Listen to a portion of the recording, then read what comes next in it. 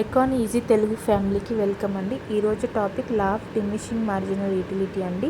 ఈ టాపిక్ని చేయడానికి ముఖ్య కారణం intermediate student, first year students ఎవరైతే సప్లిమెంటరీ రాయబోతున్నారో వాళ్ళ కోసం ఈ వీడియోని చేస్తున్నానండి. Please do like, share and subscribe this channel అండి. ఫస్ట్ మనం లా ఆఫ్ డిమినిషింగ్ మార్జినల్ యూటిలిటీ రాసేటప్పుడు ఎప్పుడైనా డెఫినేషన్ ఫస్ట్ రాయాలండి. ఆల్ఫ్రెడ్ మార్షల్ ఇచ్చినది, the additional utility derived from each additional unit of thing decreases with the increase in the number of units consumed. అంటే additional utility ఏదైతే additional యూనిట్తో వస్తుందో అది ఎలా decrease అవుతుందో, increasing స్టేట్లో ఎలా ఉంటుందో అని చెప్పేదే ఈ డిమినిషింగ్ మార్జినల్ యూటిలిటీ అండి. ఎక్స్ప్లెనేషన్ చూడండి. టేబుల్లో మనం ఐస్ క్రీమ్ తీసుకుంటున్నామండి యూనిట్స్ లాగా. ఐస్ క్రీమ్కి వచ్చే టోటల్ యూటిలిటీ, మార్జినల్ యూటిలిటీ, దాని నుంచి వచ్చే రిమార్క్స్ని మనం టేబుల్లో ఎక్స్ప్లెయిన్ చేస్తున్నాం. ఫస్ట్ ఐస్ క్రీమ్ తిన్నప్పుడు టోటల్ యూటిలిటీ ఎంత అండి? 10. మార్జినల్ యూటిలిటీ ఎంత అండి? 10. ఎలా అంటే మార్జినల్ యూటిలిటీ ఫార్ములా ఏంటండి? TUN-1 అంటే ఇప్పుడున్న టోటల్ యూటిలిటీ మైనస్ ఇంతకుముందు ఉన్న టోటల్ యూటిలిటీ. ఇప్పుడున్న టోటల్ యూటిలిటీ ఎంత? 10. ఇంతకుముందు ఉన్న టోటల్ యూటిలిటీ ఎంత? లేదు, అసలు ఇంతకుముందుకి ఇంకో టోటల్ యూటిలిటీ లేదు, అందుకే 10 - 0 అయిందండి. 10 మార్జినల్ యూటిలిటీ అలా వచ్చింది. సో సాటిస్ఫాక్షన్ ఎలా ఉంది? హై సాటిస్ఫాక్షన్ ఉంది. సెకండ్ ఐస్ క్రీమ్ తిన్నప్పుడు ఎలా ఉందండి టోటల్ యూటిలిటీ? 18. మార్జినల్ యూటిలిటీ ఎలా ఉందండి? ఇప్పుడు మైనస్ ఇంతకుముందు. 18 - 10 అంటే 8, లెస్ దెన్ బిఫోర్ కంటే కొంచెం తక్కువగా ఉంది. నెక్స్ట్ టోటల్ యూటిలిటీ 24 అండి థర్డ్ ఐస్ క్రీమ్కి. అప్పుడు మార్జినల్ యూటిలిటీ ఎంత ఉంది? 6 ఉంది, less than before. Fourth ice cream తీసుకునే వరకు మనం టోటల్ యూటిలిటీ ఎలా ఉందండి? 28 ఉంది, కానీ మార్జినల్ యూటిలిటీ 4 ఉంది, లెస్ దెన్ బిఫోర్. సాటిస్ఫాక్షన్ అనేది జరుగుతుంది. నెక్స్ట్ ఫిఫ్త్ తీసుకున్నప్పుడు ఎలా ఉందండి టోటల్ యూటిలిటీ? 30. మార్జినల్ యూటిలిటీ ఎలా ఉంది? 30 - 28 అంటే 2, లెస్ దెన్ బిఫోర్. అంటే మీరు ఐస్ క్రీమ్ కంటిన్యూస్, ఇక్కడ మీరు అర్థం చేసుకోవాల్సింది జనరల్ వేలో అండి. ఐస్ క్రీమ్ని మీరు వెంటనే కన్జ్యూమ్ చేస్తున్నారు అనుకోండి. ఐస్ క్రీమ్ తింటూ ఉంటుంటే మనకి ఐస్ క్రీమ్ మీద బోర్ వస్తుంది కదండి. ఒక్క లెవెల్ వరకు మనకి ఫుల్ సాటిస్ఫాక్షన్ అనేది ఇస్తుంది, టోటల్ యూటిలిటీని బాగానే ఇస్తుంది. కానీ ఒక లెవెల్కి వచ్చినాక టోటల్ యూటిలిటీ అనేది డిక్రీజ్ అవ్వడం స్టార్ట్ అవుతుంది. అదే అండి, జనరల్గా మనం ఎక్కువగా ఒకే వస్తువుని తింటే ఖచ్చితంగా దాని మీద ఇంట్రెస్ట్ పోతుంది కదా, అదే లా ఆఫ్ డిమినిషింగ్ మార్జినల్ యూటిలిటీ. అలా సిక్స్త్ దానికి వచ్చేసరికి మార్జినల్ యూటిలిటీ 0 ఉంది, టోటల్ యూటిలిటీ అంతే 30 ఉంది. నో అడిషనల్ సాటిస్ఫాక్షన్ అంటే అడిషనల్ సాటిస్ఫాక్షన్ ఏమీ రాలేదు దీనివల్ల. సో సెవెంత్ వన్ ఏమవుతుందండి? డిక్రీజ్ అవుతుంది. టోటల్ యూటిలిటీ డిక్రీజ్ అవుతుంది, మార్జినల్ యూటిలిటీ అనేది మైనస్ అవుతుంది. సో ఇది ఎలా అవుతుంది? డిమినిషన్ అనేది స్టార్ట్ అవుతుంది. As more units are consumed, additional satisfaction from each extra unit goes on decreasing అని. At a point MU becomes 0, no additional satisfaction. After that MU becomes negative, more units goes dissatisfaction. This is the law of diminishing marginal utility అండి. ఇది table explanation అండి. మనం ఇప్పుడు graphs చూద్దాం. అసలు graph ఎలా ఉంటుందో, డిమినిషింగ్ మార్జినల్ యూటిలిటీ గ్రాఫ్లో ఎలా ప్లాట్ చేసుకోవాలో ఇప్పుడు మనం చూసుకుందాం. డయాగ్రామ్ ఎక్స్ప్లెనేషన్ అండి. మనం OX యాక్సిస్ మీద యూనిట్స్ తీసుకున్నామండి. OX యాక్సిస్ మీద టోటల్ యూటిలిటీ, మార్జినల్ యూటిలిటీ తీసుకున్నామండి. OX యాక్సిస్ మీద చూడండి 1 2 3 4 5 6 7 ఇవన్నీ యూనిట్స్ అండి. ఇవి ice cream units. Total utility, marginal utility 10, 18, 24, 28, 30 ఇవి గెయిన్ అయిన total utility, marginal utility Y axis మీద చూపిస్తున్నామండి. ఇక్కడ కిందికి చూడండి -2 -4, ఎందుకంటే ఫస్ట్ ఇది పాజిటివ్లో ఉంటుంది, కిందిది నెగిటివ్లో ఉంటుంది. ఈ X యాక్సిస్ ఇటు సైడ్ పాజిటివ్ ఉంటుంది, ఇటు సైడ్ నెగిటివ్ ఉంటుంది. మనకి నెగిటివ్ కూడా వచ్చింది కాబట్టి మనం నెగిటివ్లో కూడా మనం గ్రాఫ్ అనేది తీసుకుంటున్నామండి, ఎక్స్టెండ్ చేసుకుంటున్నాం.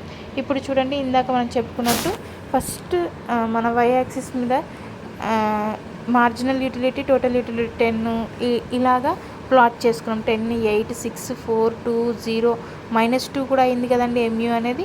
సో MU అనేది 10, 8, 6, 4, 2, 0, 7 ఉంది. ఎప్పుడు 1 యూనిట్ తిన్నప్పుడు MU ఎంత? 10. 2 యూనిట్స్ తిన్నప్పుడు 8, 3 యూనిట్స్ తిన్నప్పుడు 6, 4 యూనిట్స్ తిన్నప్పుడు 4, 5 యూనిట్స్ తిన్నప్పుడు 2, 6 యూనిట్స్ తిన్నప్పుడు మార్జినల్ యూటిలిటీ ఏమైంది? 0 అయింది. అండ్ 7th యూనిట్ తిన్నప్పుడు మార్జినల్ యూటిలిటీ ఏమైంది? నెగిటివ్ అయింది. అలాగే ప్యారలల్గా చూడండి, MU 10 ఉన్నప్పుడు, మార్జినల్ యూటిలిటీ 10 ఉన్నప్పుడు యాజ్ యూజువల్ టోటల్ యూటిలిటీ కూడా 10 ఉంటుందండి. అలాగే MU 8 ఉన్నప్పుడు మార్జినల్ యూటిలిటీ ఎంత ఉందండి? టోటల్ యూటిలిటీ ఎంత ఉందండి? ఎంత ఉంది? 24 ఉంది. అలా 6, 4, 2, 0 ఉన్నప్పుడు 30కి వచ్చి 0 అయిపోయింది. తర్వాత ఏమైందండి, డిక్రీజ్ అవుతుంది, 28కి మైనస్ అయింది. అలా టీయూ కర్వ్, ఎంయూ కర్వ్ అనేది రిప్రజెంట్ చేయబడుతుంది. ఫస్ట్ టీయూ కర్వ్ అనేది రైజ్ అవుతుంది ఇన్ ఏ డిక్రీజింగ్ రేట్, అంటే ఫస్ట్ ఇంక్రీజ్ అవుతుంది కదా అని ఇంక్రీజ్ అవుతుంది, తర్వాత వచ్చేసరికి డిక్రీజ్ అవుతుంది. బికేమ్ మ్యాక్సిమం ఎట్ 5th పాయింట్లో, 5th యూనిట్లో మ్యాక్సిమం అయి తర్వాత ఏమైంది, ఫాల్ అవుతుంది. ఎంయూ కర్వ్ చూడండి కంటిన్యూస్గా ఫాల్ అవుతూ positive up to 5th unit వరకు పాజిటివ్గా ఉందండి. తర్వాత 0 అవుతుంది. తర్వాత 6th యూనిట్లో 0 అయిన తర్వాత 7th యూనిట్లో ఏమైంది, నెగిటివ్ అయింది. అంటే వెన్ ఎంయూ పాజిటివ్ ఉన్నప్పుడు టీయూ ఏమైంది, ఇంక్రీజ్ అవుతుంది. వెన్ ఎంయూ ఈజ్ 0, ఎంయూ 0 అయినప్పుడు చూడండి 6th పాయింట్లో 0 అయింది కదా, టీయూ ఏమైంది, మ్యాక్సిమం అంటే 30 మ్యాక్సిమంలో ఉంది.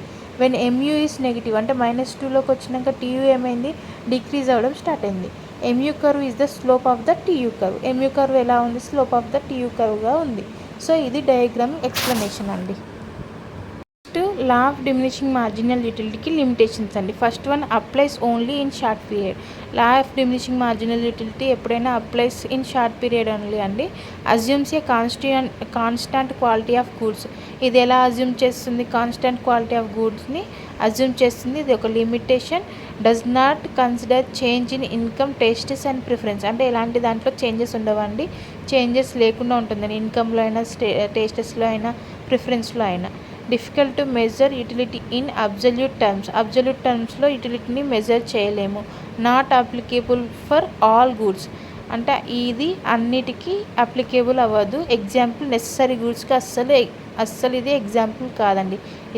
ఇవి లిమిటేషన్స్. ఇంపార్టెన్స్ ఏంటంటే ఇది కన్జ్యూమర్ బిహేవియర్ గురించి ఎక్స్ప్లెయిన్ చేస్తుంది, డిమాండ్ కర్వ్ని డిటర్మినేట్ చేయడానికి హెల్ప్ చేస్తుంది, and decision regarding consumption and ప్రొడక్షన్కి యూస్ఫుల్ అవుతుంది. అండ్ నెక్స్ట్ ఈక్వి మార్జినల్ యూటిలిటీకి ఇది ఒక ఫార్మ్ ఆఫ్ బేసిస్ అండి. అదర్ లాస్ కూడా దీని మీద డిపెండ్ అయి ఉంటుంది. Helpful for price fixation and marketing strategies అండి. మార్కెటింగ్ స్ట్రాటజీస్ కోసం, ప్రైస్ ఫిక్సేషన్ కోసం ఇది హెల్ప్ఫుల్గా ఉంటుంది. Thus according to Arthur Marshall, as we consume more and more units of a commodity, the additional unit derived from each additional unit goes on diminishing. ఇలా మనం రాయాలండి.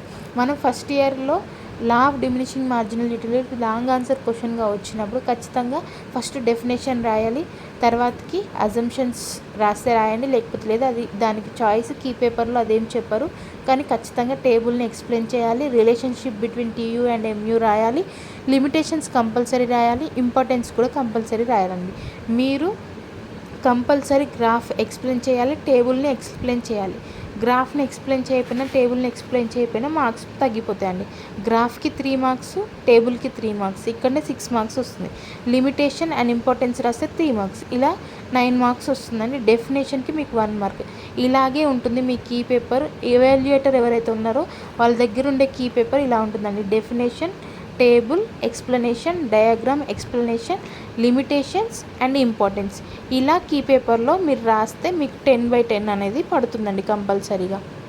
ఇలా మీ పేపర్ని వాల్యుయేట్ చేస్తారు కాబట్టి ఖచ్చితంగా మీరు లా ఆఫ్ డిమినిషింగ్ మార్జినల్ యూటిలిటీ రాసేటప్పుడు ఇవన్నీ ఇంక్లూడ్ చేస్తూ రాస్తే మీకు కంపల్సరీ మార్క్స్ ఉంటాయి. కంపల్సరీ చెప్తున్నాను, కీ పేపర్లో 1 మార్క్ డెఫినేషన్కి, టేబుల్కి అండ్ ఎక్స్ప్లెనేషన్కి 3 మార్క్స్, డయాగ్రామ్కి అండ్ దాని ఎక్స్ప్లెనేషన్కి 3 మార్క్స్, లిమిటేషన్ ప్లస్ ఇంపార్టెన్స్కి 3 మార్క్స్. ఇలా 3 మార్క్స్ అనేవి మూడింటికి ఉంటాయండి. మీరు ఇలా దీని ప్రకారంగా రాస్తే మీకు కంపల్సరీ 10 మార్క్స్ వేయడానికి ఆస్కారం ఉంటుంది.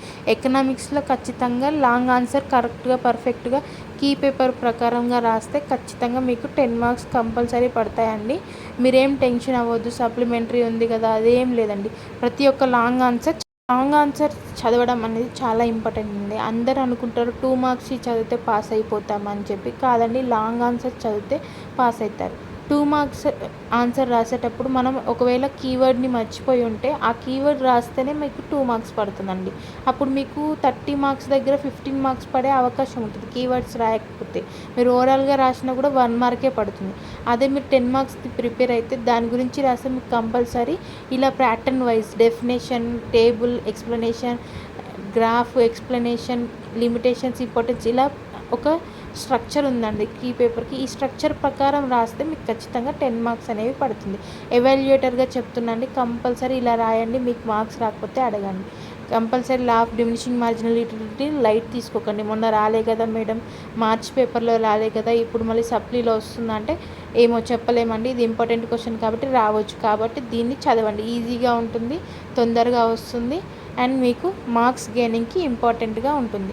ఇలాంటి ఇంటర్మీడియట్కి సంబంధించిన ఇంకా కొన్ని వీడియోస్ చేయండి మేడం అని అంటే కంపల్సరీ కామెంట్ సెక్షన్లో మీరు మెన్షన్ చేయండి. వీడియోస్ కావాలి అని మెన్షన్ చేస్తే కంపల్సరీ నేను వీడియోస్ చేస్తానండి. Please do like, share and subscribe to this channel అండి. నేను కంపల్సరీ వీడియోస్ చేస్తాను ఇంటర్మీడియట్స్ మీద. ప్లీజ్ కామెంట్ చేయండి. కామెంట్ చేస్తే నాకు తెలుస్తుంది ఎంతమంది వీడియో అనేది రీచ్ అవుతుందని చెప్పి. Please do comment.